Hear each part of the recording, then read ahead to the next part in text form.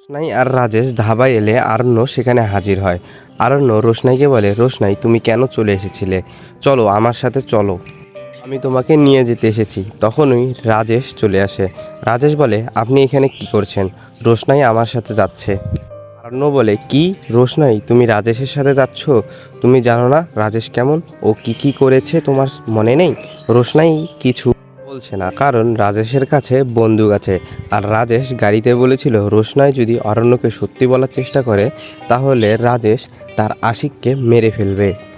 এইসব ভেবে রোশনাই বলে, আমি আপনার সাথে যেতে চাই না। আপনার সাথে যাওয়ার হলে আমি অনেক আগেই চলে যেতাম। আপনি চলে যান, আমি রাজেশের সাথেই যাচ্ছি। এদিকে বাড়িতে অরণ্য যে রোশনাইকে আনতে গেছে এটা নিয়ে সবাই রেগে আছে। তার উপরে গরিমা আর গরিমার মাও এখানে চলে এসেছে। গরিমা জানতে পেরেছে যে অরণ্য রোশনাইকে একটা গিফট দিয়েছে। গরিমা ধারণা অরণ্য এটা প্ল্যান করে দিয়েছে।